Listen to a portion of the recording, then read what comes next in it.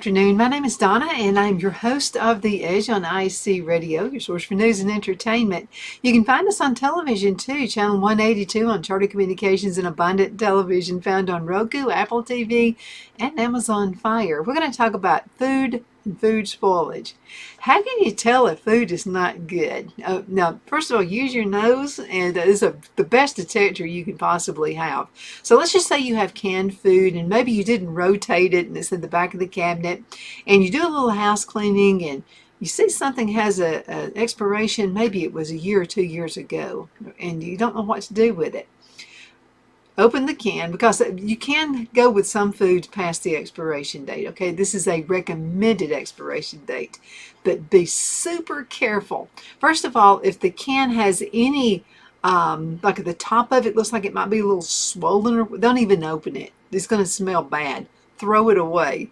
Now, if you actually hit the top of the can and it still moves and it's not like really smooth and it's not steady, get rid of that one too.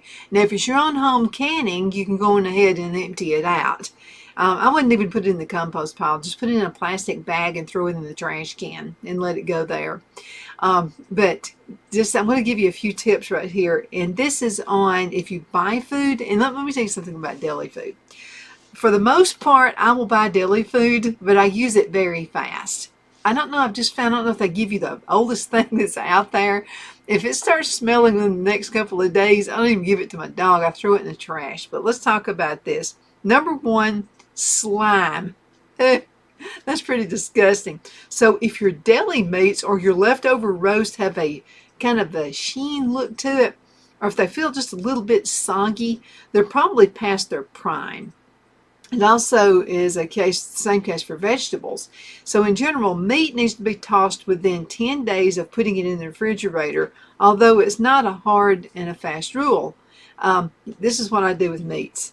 And I buy things in bulk because I know I'm going to put it up in the freezer and I'm saving money at the same time. So I buy, like, let's say a roast. I'll go ahead and cook the entire roast. And then we'll eat on it. I usually do it. Mother comes over for, Sunday, and then we'll go ahead and eat on it. And then I'll send some to her. And then I've got this big pile of meat left over. So what I like to do is put it back in the refrigerator, or you can put it in the freezer for just a few minutes as well. So take it out. I like to slice it. And then I like to go ahead and put it in my bags. And you can use regular freezer bags if you want to do that. But just keep in mind that air is an enemy to food.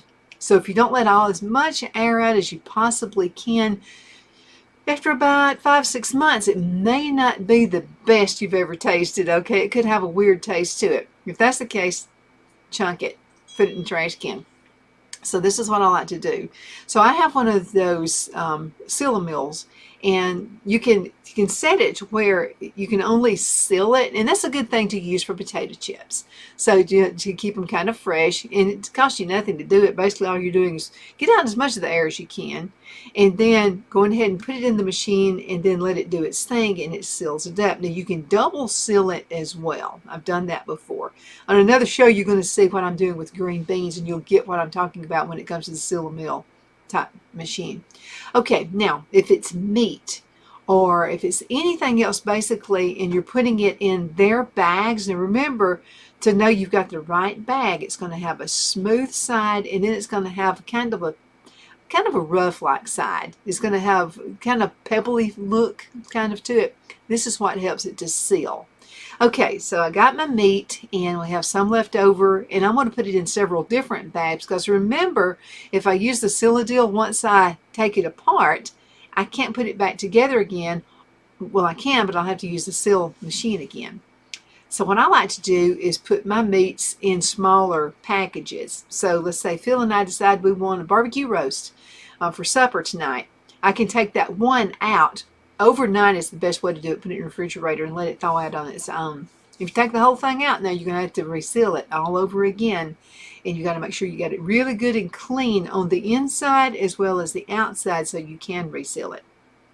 I like to use the part where it takes all of the air out of it, and while it's sealing it, you'll see it just kind of go together like that. So that's taking the air out. Again, air is an issue. Okay, air is an enemy to all of our food. Okay, mold, number 2. Mold is usually a pretty obvious sign of spoilage, making it an easy way to tell if food is spoiled. So, no guessing about that. Spoilage starts with small spores, and then they spread quickly onto aging food. Now, most commonly, you can find it on fruits, vegetables, and breads. This is a telltale sign that your food needs to be tossed. Now, in the summertime, if you let it get a little humid inside your house, and maybe the air conditioning goes out. Let's just say air conditioning goes out, and you're waiting on the repairman guy to come, and you're leaving the loaf bread out or your breads out. They're going to get spoiled really quick, and you're going to see some see some of the mold on your bread. But I want to show you something also. These are raspberries right here. I don't know if you can see it or not. I'm going to put this really close. These are raspberries that were not kept refrigerated. So they were just kept outside, and you see what happened to them. They spoiled. There's nothing you can do about it. Throw it away. I don't even put them on my compost pile. I throw them, put them in a bag, and then I throw them in the trash can. Be vigilant, because mold can grow in hidden locations as well, like the bottom of plastic containers or glass jars. Now, I'm a huge fan of glass jars. I'd much rather have glass than plastic, but mold can go in there too. Now, how to clean a container. If the container is full, let's say you have strawberries in it, and you forgot and left it at the back of the refrigerator, and there's mold growing inside it.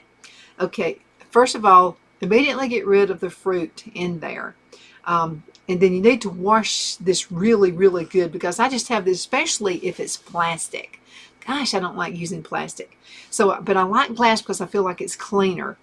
But this is for use on plastic or glass containers. So what you want to do is use, and again, I have to use vinegar and stuff like that. I can't use anything that could have toxic fumes to it because of the asthma. So what I like to do is get baking soda, and I like to use, after I've cleaned everything out, I still want to use baking soda and vinegar. So I'll put the baking soda in there first, and then I'll put the vinegar in, kind of make a paste out of it. And then what I like to do, especially if it's plastic, I like to, get gloves, use your fingers, whatever you want to do, and then just kind of coat that paste around the bottom and around the sides of that container and let it sit. And it doesn't matter how long, 30 minutes, hour, overnight. It really doesn't matter. So let's just say you do it overnight. Then what you'll want to do is go ahead and wash that out really good. Make sure you get all of everything out. And what's going to happen, especially if it's plastic, okay, it's going to go down into the pores of that plastic, and it's going to get rid of any possibility of contamination. So that's what I like to do. I have this thing about using plastic and heating things in the microwave.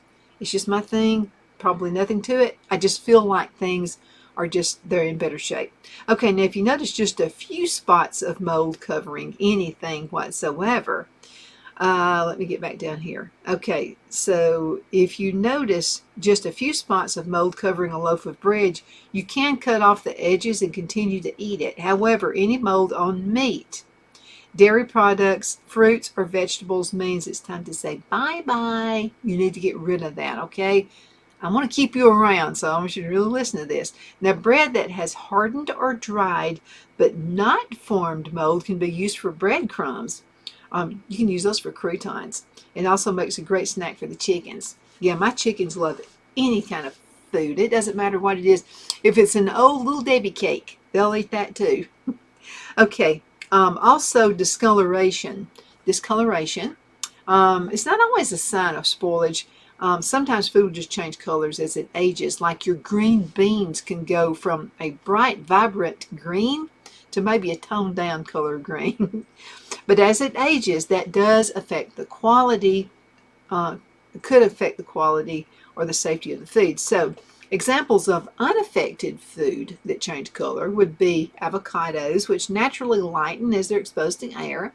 However, if you notice green vegetables changing color, they're probably ready for your trash can or your compost pile. Sometimes raw meats will also become discolored when left in the refrigerator. Meat frequently changes color when it's exposed to air. especially if it's fresh meat that it has not been treated with preservatives. Now, as long as your discoloration isn't accompanied by slime, it's okay to eat it.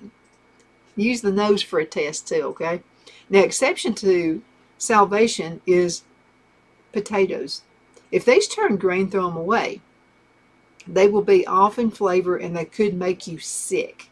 Okay, so again, if your potatoes turn green, out they go. Okay, bad odors. That's the best test right there of food, whether it's good or not, is bad odors. You already know that spoiled milk gives off a rancid odor after a few weeks, right?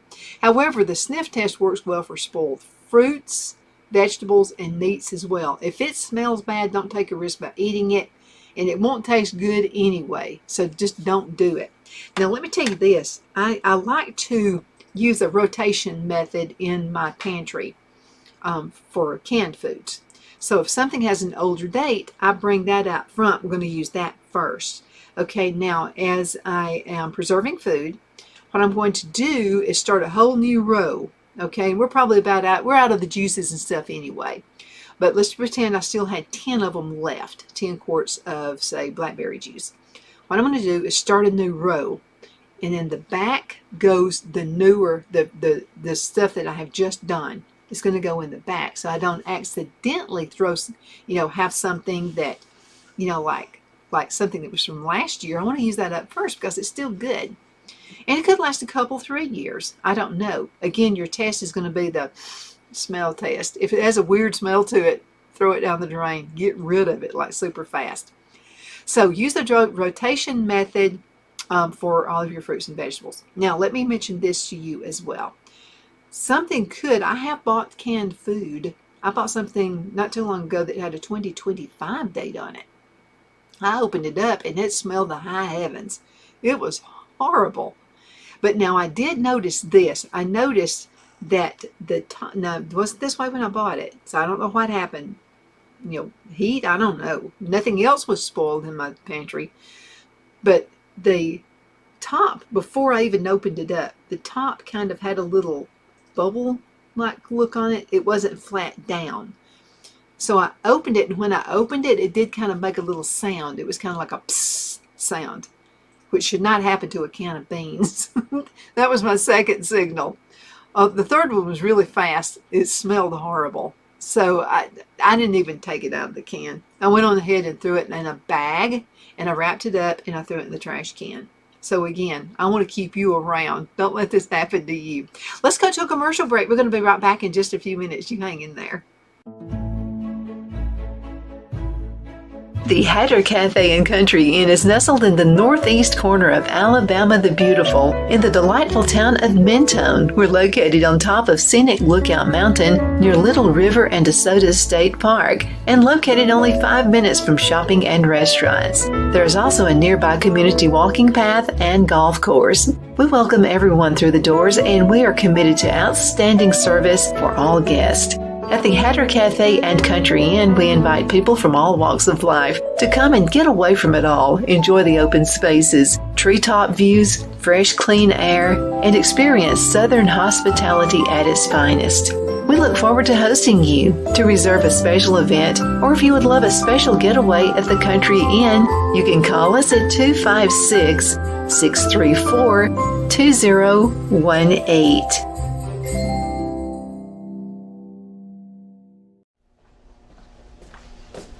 Are you ready? We all wonder what tomorrow will bring, but the future lays itself at the feet of the prepared and surrenders to the will of the persistent. It's not easy, but today shapes you so you can shape tomorrow. With Northeast Alabama Community College, when the future asks if you're ready, you can answer yes. Begin your future at Northeast Alabama Community College. The only place I buy my beef is Lone Tree Ranch in Collinsville, Alabama. Their cattle is born and raised on their ranch, grass and grain fed, and you can feel confident when you serve your family and friends because their beef is all natural and no antibiotics or hormones are added. You can buy whole beef or perhaps go in with family or friends and buy half. Their customer service is #1 as they take care of the delivery to their local processor and can deliver to your home for a small added fee.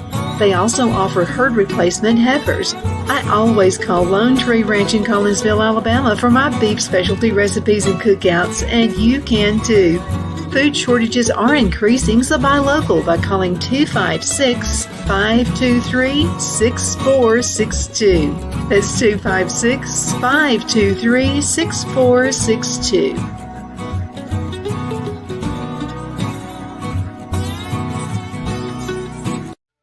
Wow, it's so soft and smooth. It's cool to the touch. How did you do that? Well, we took MyPillow's patented fill and combined it with this new technology that we didn't have back then when I invented MyPillow to bring you the best pillow in history, MyPillow 2.0.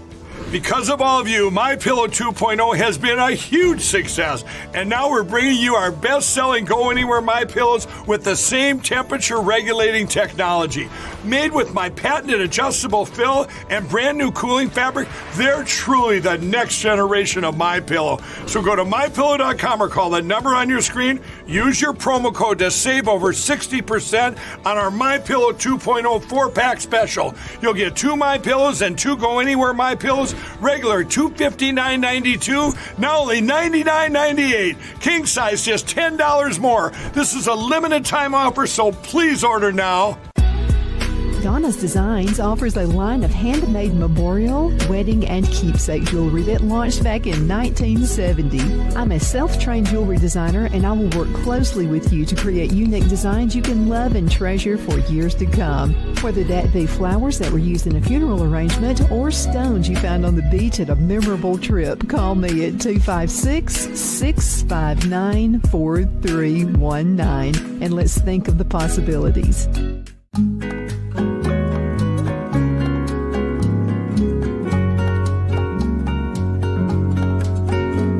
At Lamone's Mexican Restaurant, located in Henniger, Alabama, and voted Best Mexican Restaurant of DeKalb County, Alabama 2020, we're here to serve you with authentic Mexican cuisine. Order easily online by going to lamonsmex.com or call 256-657-3999 to place your order. We're open Sunday through Thursday 11 a.m. to 9 p.m. and Friday and Saturday 11 a.m. to 10 p.m. Whether you're celebrating a cozy date night for two or a celebration for a crowd, at Lamone's you'll love our atmosphere and friendly servers. Thank you for dining with Lamone's Mexican Restaurant.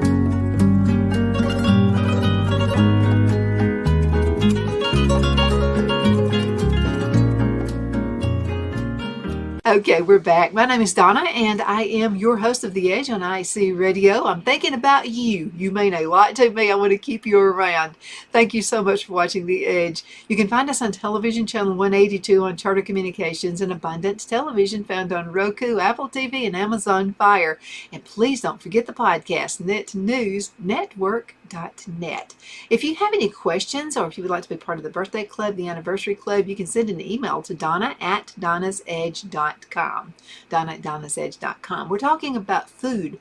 When do you throw it away? What's wrong with food? So let's go back over a few of these that we were talking about. To know when to throw food away is probably going to be slime, and it's going to have a weird, funky feel to it. Get rid of it. Mold, that's a surefire way right there. Get rid of it. Also discoloration. On some things like an avocado is going to change colors anyway. And then bad odors. That's the gimme right there. If it smells bad, out it goes. Now let's talk about number 5, and that's changed texture. This is especially true for fruits and vegetables. So if they become kind of squishy like, the concave or otherwise different in consistency than what they were when you stored them, they're ready to be tossed away. Okay, so additionally, if the fruit produces a wrinkly skin or a mushy, grainy texture, it's time to go.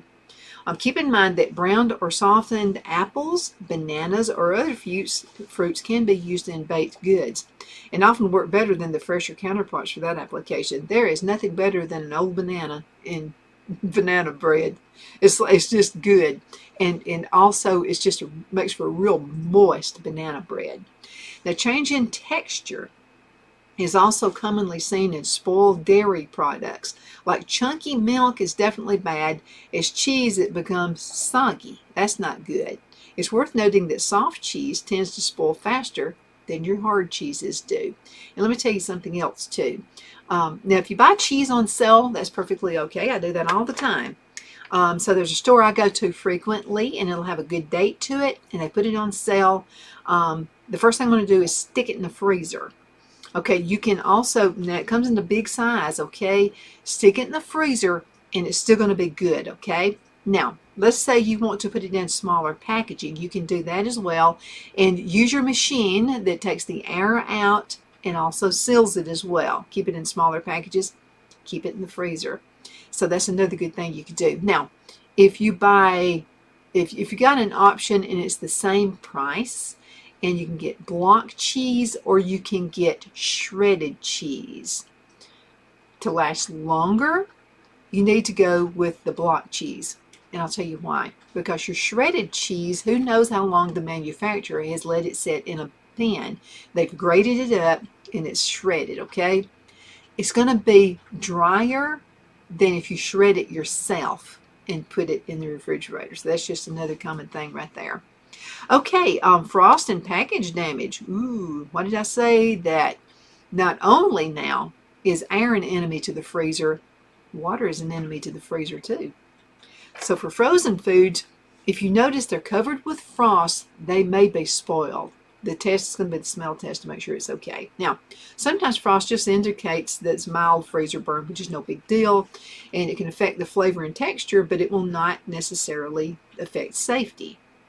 You should also toss away any frozen food if you notice the package is ripped.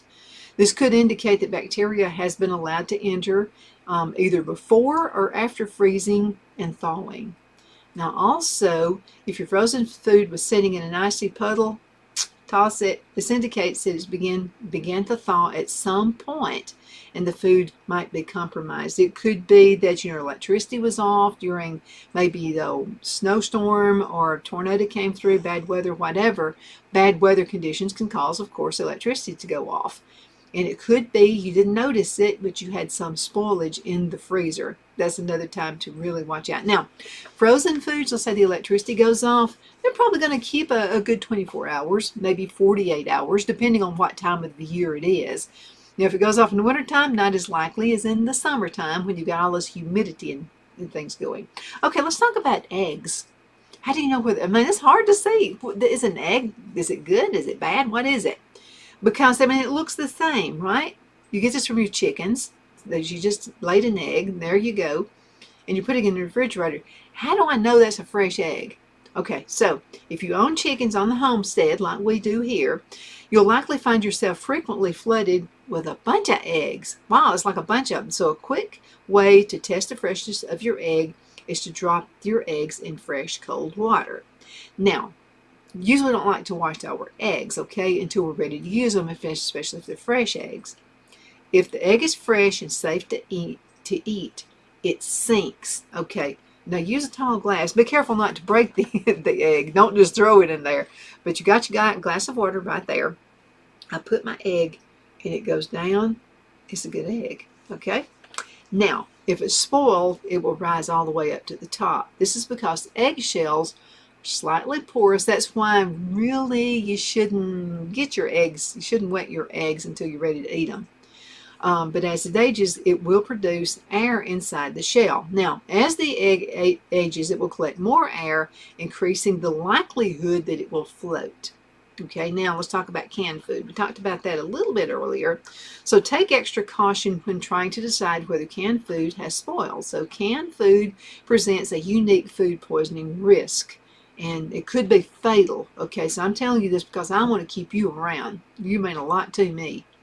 Spoiled canned food is usually indicated by some sort of abnormality in the jar itself, such as a bulging can, we talked about that earlier, or the lid, or a broken seal. Now you might notice a corroded can or lid, or food that has seeped under the jar's lid. Another sign of spoiled canned foods are those little tiny bubbles moving upward in the jar, also known as gassiness. Now, if the food gives off a bad odor If it looks mushy, ugh, or it presents any other kind of warning signs listed, just don't use it. Just toss it. Again, like I mentioned with the can I had a year 2025 date on it. I don't know what happened to that can. And it's the only one in the entire pantry that has done that so far. And again, the top was kind of bubbled up a little bit. It wasn't flat like it should be. And when I opened it, it went psst, kind of like that. That was the gasiness coming out of it. And as soon as that happened, oh, it smelled the high heavens. It reeked. So I got rid of it. I threw it away. Number 9, a unique puddling or maybe some souring. Although you probably don't have as many of these ingredients kicking around your refrigerator, it's important to know how to spot these warning signs as well. So many homesteaders enjoy making hummus. So if your hummus develops a sour taste, it's went bad. I've made my own yogurt, and that can go bad too because it has no preservatives in it, okay? So also, yogurt that has gone bad will begin to puddle. Some yogurt will naturally have some liquid tasting on top. That's kind of the gimme there. But a large amount of liquid indicates it's spoiling, and also the formation of mold as well. Okay. All right. Let's talk about number 10. We got time. Fishy seafood. Okay. Fish smells anyway. Okay. So how can you know if it's a bad fish smell or if it's an okay fish smell? Let's talk about that. So spoiled fish will have a slimy flesh with a slippery coating. In other words, you'll get your fingers, and so let's just pretend this is the fish right here. This is the fish, and you put your fingers over it like this. If it's got a slimy feel to it, it's no good. Toss it. Don't feed it to your cat. Don't feed it to anybody. Throw it away. Put it in a plastic bag and wrap it up really good, and then take the trash out like really soon, because even though you do wrap it up like that, it's still going to have this just horrible smell to it. Okay. Also, you might notice that the fish begins to smell much stronger. But your number one indication would be it's going to have a slimy kind of a feel to it, and the coating is kind of slippery. Now you need to try to eat any fresh caught fish within 36 hours. Now if it's not possible, you need to clean and freeze it as soon as you get home with them. So this is what I do. So we have a pond and we go fishing. And so I go on ahead and I'm the one who takes the fish apart. And so I go on ahead and take it apart, and I get take it of the bones and everything off of it. So what I do, as soon as I do that, as soon as I cut it, as soon as I fillet that fish, I have ice water setting. I don't care if it's in the wintertime. I've got ice, mostly ice, water setting in a bowl. As soon as I fillet that fish, there goes the meat. It goes right into that bowl right there. Okay. Now, if we're not gonna, if I've caught like a bunch of fish, or Phil's caught a whole bunch of fish, and no, we're not gonna eat all that. What I'm gonna do, I'm gonna dry it off with paper towels. I'm gonna put it inside a good freezer bag, get all the air out I possibly can, or I'm going to use my little thing, the little seal and deal thing. Okay. So I'm going to do that. It's going to take all the air out of it. If I do that, that fish is going to stay in the freezer. Not that it ever lasts that long with us, but the fish will stay in the freezer for a good couple of years. Now, it's important also to put the date you put your foods into the freezer, okay? And you need to rotate those as well. Final words, if these are not the only signs of food spoilage, but they're the easy ways to determine what to eat. So just make sure that you exercise caution, okay? Because again, I want to keep you around. Thank you so much for watching The Edge. My name is Donna, and I'm your host. It's so good to be with you today. Hope these helped you out. If you have any recommendations, anything you would like to add to that, you would like for me to go ahead, I won't mention your name unless you say to, okay? You can, but mention it in the email. Send an email to donna@donnasedge.com. That's donna@donnasedge.com. Thank you so much for watching.